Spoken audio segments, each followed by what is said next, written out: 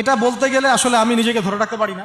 ইসলামের ইতিহাসের সবচাইতে মর্মান্তিক যুদ্ধ হচ্ছে মুতার যুদ্ধ, সবচেয়ে মর্মান্তিক। বদর, উহুদ, খন্দক, খায়বার যত যুদ্ধ আছে এগুলো যুদ্ধ অনেক বড় মাপের। মুতার যুদ্ধের প্রেক্ষাপট এবং সিচুয়েশনটা সম্পূর্ণ ডিফারেন্ট ছিল। এখানে আপনাদেরকে আমি 3 জন শ্রেষ্ঠ বীরের মহাকাব্য শোনাচ্ছি। কয়জন?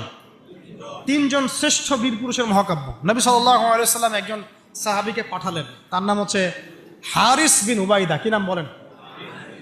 হারিস বিন উবাইদা, তুমি এই চিঠিটা নিয়ে যাও। এটা তো মদিনা রাষ্ট্র কায়েম হওয়ার পরের কথা, একদম নবম হিজরতের 8ম বছরের দিকের কথা আর কি। তখন ততদিন হুদাইবিয়ার সন্ধিও হয়ে গেছে এবং কাজা উমরাও আদায় হয়ে গেছে এবং খায়বার যুদ্ধ জয় হয়ে গেছে। খায়বারের পরের কথা এটা আর কি, যে হারিস বিন উবাইদা তুমি এই চিঠিটা নিয়ে যাও, ওই রোমকদের কাছে যাবা। তখন তো সুপার পাওয়ার 2টা, রোমানরা এবং পার্সিয়ানরা। তো এখনকার ওই যে এই কন্টিনেন্টের ন্যাটো আর ওই কন্টিনেন্টের চায়না রাশিয়ার মতো আর কি, যেতে পারতেছে। তো সে গেল ওখানে। সুরাহবিল আল গাসসানি একজন শাসক ছিলেন ওইখানকার সিরিয়ার।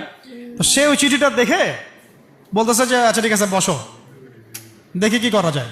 চিঠিতে লিখে আছে ইসলাম কবুল করেন, আল্লাহ পাক শান্তি বর্ষণ করবেন, তাসলিম তাসলিম। ওই যে নবী সাল্লাল্লাহু আলাইহি ওয়াসাল্লাম চিঠি আছে না একটা রাষ্ট্রপ্রধানদের কাছে, সে চিঠি পড়ে উদ্ধত আচরণ। আমি এখানকার আমির, আমাকে ওই মক্কার মেষপালকরা চিঠি পাঠায়। কে চিঠি নিয়ে আসছে? যে হারিস বিন উবাইদা। আচ্ছা ওকে বসাও।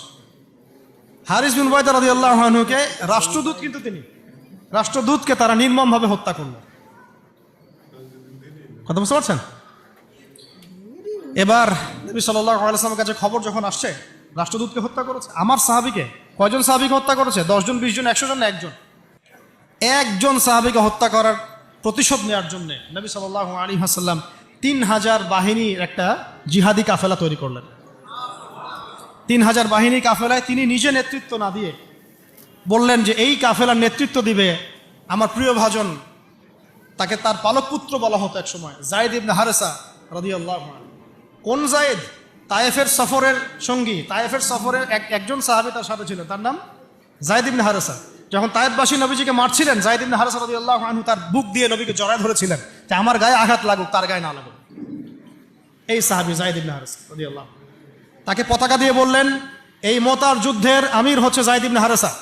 যদি যায়েদ ইবনে হারেসা শহীদ হয় তাহলে পতাকা বহন করবে জাফর ইবনে আবি তালেব, আমার চাচাতো ভাই। কোন জাফর? যিনি আবিসিনিয়ায় গিয়েছিলেন মুসলিমদেরকে নিয়ে হিজরত করতে, মনে আছে?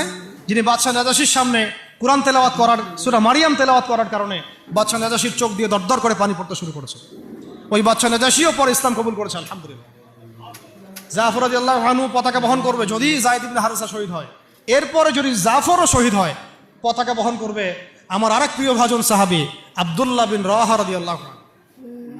আব্দুল্লাহ বিন রাওয়াহা রাদিয়াল্লাহু আনহু, যাকে যে কোনো মুহূর্তে যদি বলতেন ইসলাম নিয়ে একটা শের বলেন, একটা কবিতা বলেন, ইনস্ট্যান্ট তিনি শের বলে ফেলতে পারতেন। এত সুন্দর, এত উন্নত কাব্য প্রতিভা ছিল তার মধ্যে। এই নষ্ট সংস্কৃতি না, তাদের সংস্কৃতি ছিল একেবারে খাঁটি তাওহীদের সংস্কৃতি।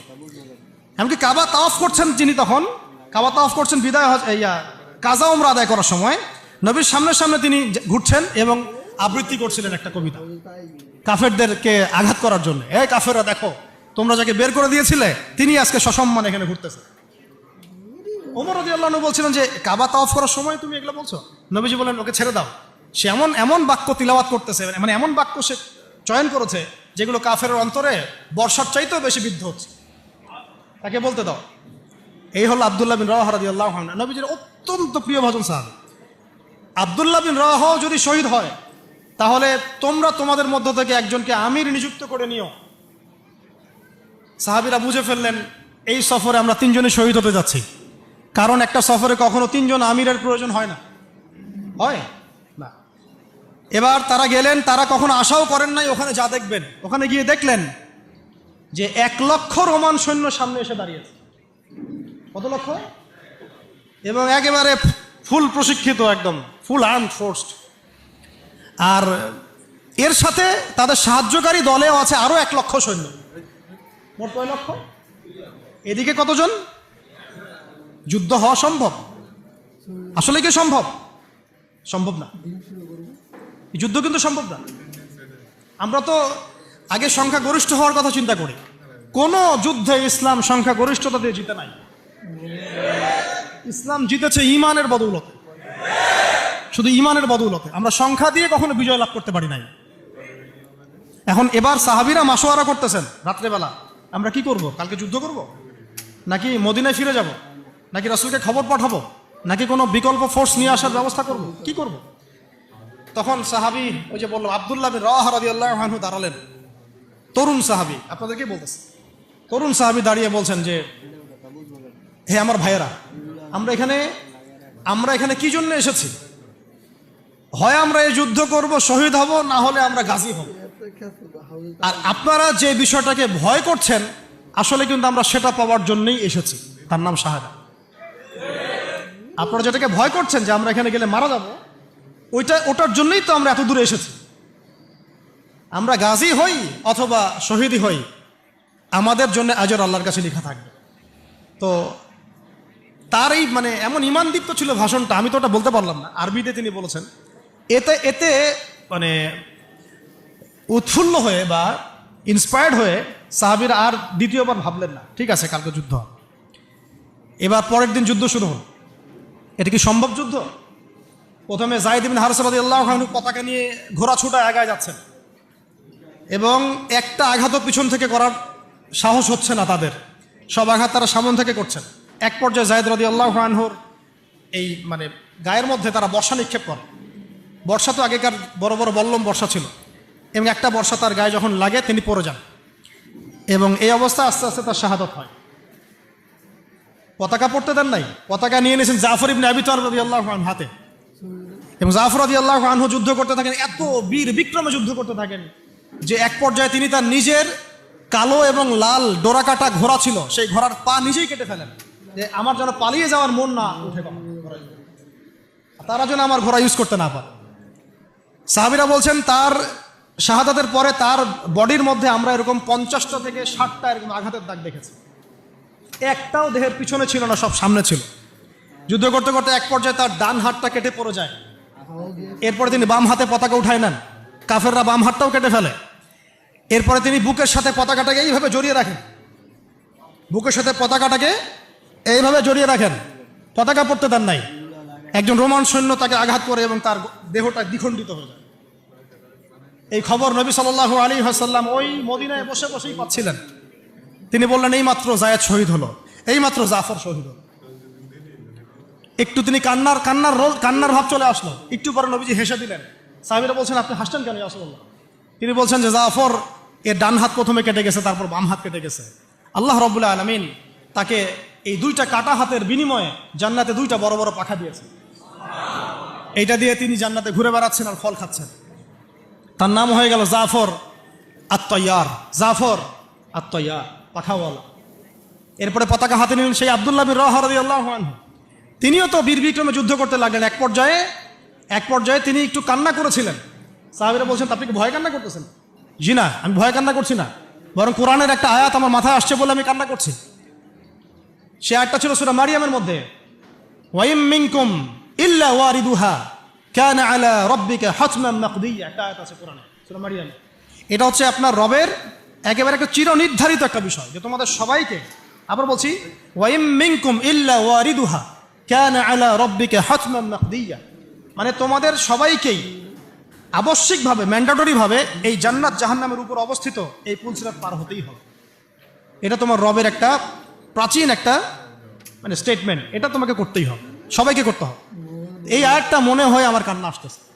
একজন তাকে একটা হাড্ডিওয়ালা গোশত এনে দিয়েছিল, তিনি সেই গোশতটা খাওয়ার জন্য চেষ্টা করছিলেন, পরে একটা কামড় দিয়ে ফেলে দিয়েছেন। তারপরে তিনি ছুটলেন যুদ্ধ করার জন্যে, এবং ওই সময় একটা কবিতা আবৃত্তি করেছেন, হে আমার মন, তোমার নফস হয়তো চাচ্ছে, তুমি হয়তো চাচ্ছ এখান থেকে পালিয়ে যাওয়ার জন্য, জেনে রাখো সামনে তুমি যা দেখছো এর পিছনেই আছে জান্নাত। শেষমেশ কি জীবন দেখেন, কি ব্যক্তিত্ব, কি ক্যারেক্টার, কেমন গায়রত, কেমন ইজ্জত, কেমন সম্মান, কি জীবন। এরপরে তিনিও শহীদ হলেন, পতাকা হাতে তুলে নিলেন আল্লাহর বীর খালেদ বিন ওয়ালিদ রাদিয়াল্লাহু, তাকে পতাকা দেওয়া হলো। তিনি কিন্তু নতুন মুসলিম হয়েছেন।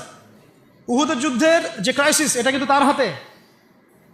কাজা ওমরা আদায় করতে গিয়ে নবীজি চিঠি লিখে দিয়েছেন, ছোট্ট করে একজনের দ্বারা লিখিয়েছেন যে খালিদকে চিঠিটা পৌঁছে দিও। ওখানে লেখা আছে, খালিদ তুমি যদি কাফেরদের পক্ষ অবলম্বন না করে মুসলিমদের পক্ষ নিতা কতই না ভালো।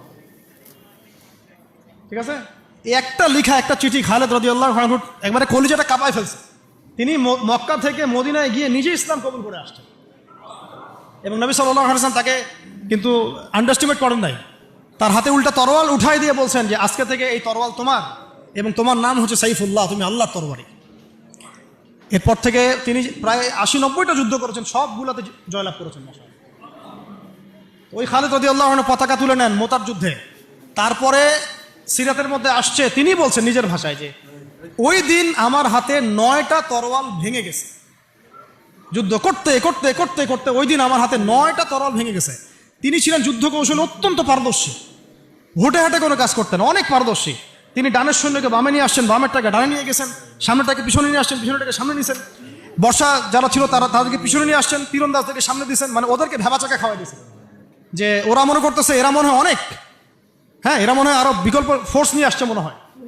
তো ওরা আস্তে আস্তে পিছনের দিকে যাওয়া শুরু করতেছে, আর এদিকে মুসলিমরা একটু একটু করে সেফ জোনে আসার চেষ্টা করতেছে পিছনের দিকে।